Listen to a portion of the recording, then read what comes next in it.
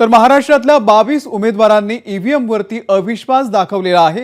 राज्यातल्या 22 उमेदवारांनी ईव्हीएम पडताळणीचा अर्ज सुद्धा दाखल केलेला आहे। ईव्हीएम मध्ये गडबड असल्याचा पराभूत उमेदवारांना संशय आहे आणि त्यामुळे भाजपचे नेते राम शिंदे यांनी सुद्धा यामध्ये अर्ज केल्याचं कळतंय।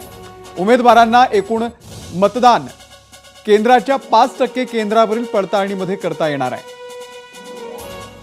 एका केंद्रावरील पडताळणीसाठी 47,200 रुपये शुल्क भरावं लागतं। कुणी कोर्टात आव्हान न दिल्यास अर्ज केल्याच्या 45 दिवसांमध्ये ही पडताळणी होते। सूरज सावंत आपल्याला अपडेट देतील। सूरज, अमोल, नक्कीच आपण पाहतोय की ईव्हीएम बाबत आता संशय व्यक्त केला जातोय आणि यामध्ये प्रामुख्याने जर पाहिलं तर काँग्रेस, राष्ट्रवादी आणि इतर जे छोटे पक्ष आहेत त्यातल्या उमेदवारांचा बहुतांश समावेश आहे। त्यामध्ये जर पाहिलं तर 22 उमेदवार आहेत ज्यांनी ईव्हीएम वर आता संशय व्यक्त केलेला आहे। यामधले जे काँग्रेस, राष्ट्रवादी आणि इतर पक्षातले नेते होते तिथपर्यंत ठीक होतं, मात्र भाजपचे राम शिंदे यांचं देखील या यादीमध्ये नाव आहे। त्यामुळे एका बूथवरती जर आपण पाहिलं तर प्रामुख्याने 47,200 रुपये हे खर्च येतो, तो भरावा लागतो आणि जर कुणी कोर्टात न गेल्यास 45 दिवसात त्याची पडताळणी देखील होते। या संपूर्ण प्रक्रियेमध्ये आता अनेक उमेदवारांना अजूनही विश्वास आहे की त्यांच्या ईव्हीएम मध्ये कुठेतरी गडबड झाली होती आणि त्यामुळेच त्यांचा पराभव हा झालेला आहे। यामध्ये अनेक काँग्रेसचे ज्येष्ठ नेते आहेत, त्यामध्ये बाळासाहेब थोरात आहेत, राहुरीचे प्राजक्त तनपुरे आहेत, सुनील भुसारा आहेत, तर ठाण्यातनं केदार दिघे हे देखील आहेत जे एकनाथ शिंदे यांच्या समोर होते, राजन विचारे आहेत, बवियाचे क्षितिज ठाकूर आहेत, त्याच्यानंतर अनेक असे जे 22 नेते आहेत यांनी या ईव्हीएम वरती संशय व्यक्त केला आहे आणि पुन्हा एकदा फेरपडताळणीची मागणी या ठिकाणी करण्यात आलेली आहे। काल जर आपण पाहिलं तर भाजपकडनं ईव्हीएमच्या समर्थनार्थ या ठिकाणी आंदोलन करण्यात आलं गांधीजींच्या पुतळ्याजवळ, मात्र आज त्याचमधील भाजपच्या आमदार राम शिंदे यांचं आज त्या ठिकाणी नाव आहे। त्यामुळे अनेक संशय या ठिकाणी व्यक्त केला जातो आहे।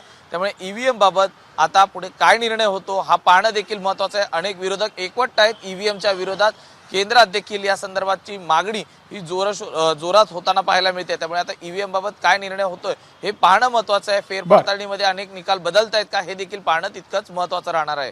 अमोल, निश्चित धन्यवाद सूरज दिलेल्या या संपूर्ण माहितीबद्दल।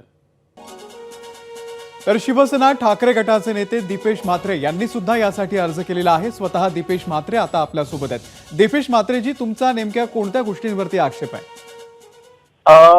ईव्हीएमचा जो घोटाळा पूर्ण महाराष्ट्रभर आपण बघत असाल, याच्यामध्ये जी मतांची तफावत आहे आणि ज्या पद्धतीने एका पॅटर्न मध्ये जे मतदान झालेलं आहे त्याच्या विरोधात आम्ही व्हीव्हीपॅट मोजण्यासाठी अर्ज केलेले आहेत आणि किमान 5% किंवा 10 मशीन्स तरी प्रत्येक उमेदवारांनी मोजाव्या आणि व्हीव्हीपॅट मोजण्यासाठी अर्ज करावा असं आम्ही आमच्या पक्षाने आदेश दिले होते आणि त्या पद्धतीने आम्ही आता अर्ज केलेला आहे आणि आता जिल्हाधिकारी आम्हाला वेळ देतील आणि त्यानुसार आम्ही व्हीव्हीपॅट मोजणार आहे।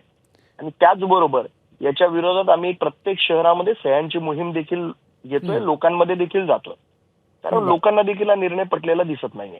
बर, दीपेश म्हात्रेजी, तुम्हाला हा पूर्ण विश्वास आहे की जेव्हा फेर मतमोजणी होईल तेव्हा तुम्हाला काहीतरी चांगले रिझल्ट मिळतील? साहेब, कसं आहे, याच्या विरोधात आवाज उठवणं गरजेचं आहे। आता त्या निकाला ह्यांनी जर ईव्हीएम मध्ये जर टॅम्परिंग केलं असेल, बघा सगळे हॅक केलं असं म्हणतात, हॅक नाही, ही टॅम्परिंग आहे। म्हणजे याच्यात प्रीलोडेड काही प्रोग्राम्स असू शकतात आणि त्यांनी जे केलंय ते जर केलं असेल तर त्यांनी फुल प्रूफ केलं असणार। कदाचित व्हीव्हीपॅट मध्ये पण आम्हाला काही हाती लागणार नाही, परंतु याच्या विरोधात आवाज उठणं, जनतेमध्ये जाणं गरजेचं आहे। त्याच्यासाठी आम्ही हे जे इलेक्शन कमिशनला जागा करण्याचं काम जे आहे ते करतोय।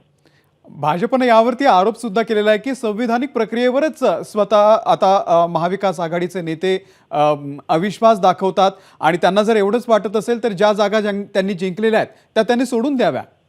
माझ्याकडे नरेंद्र मोदी आपले देशाचे पंतप्रधान त्यांचा एक व्हिडिओ आहे, त्यांनी देखील ईव्हीएमला एका काळात विरोध केला होता आणि त्याचा व्हिडिओ देखील माझ्याकडे आहे। परंतु कसं आहे, भाजपची टेंडन्सी ही आहे की त्यांनी जी चोरी केली आहे ती चोरी देखील त्यांना नीट करता आली नाही। जेवढ्या मोठ्या प्रमाणामध्ये मतदानामध्ये तफावत दिसते, माझ्या डोंबिवली विधानसभा 143 मध्ये तर जे 17C फॉर्म वरती ईव्हीएमचे नंबर्स होते ते आणि ईव्हीएमचे जे ईव्हीएम मशीनचे नंबर होते ते देखील मॅच झालेले नाहीयेत. याचा अर्थ काय की याच्यामध्ये मोठा घोटाळा झालेला आहे आणि तो घोटाळा लवकरच बाहेर येईल असं मला वाटतं. दीपेश म्हात्रेजी, खूप खूप धन्यवाद. आपण सविस्तर धन्यवाद. आपली प्रतिक्रिया या संदर्भातली मांडली त्याबद्दल. एबीपी माझा, उघडा डोळे बघा नीट.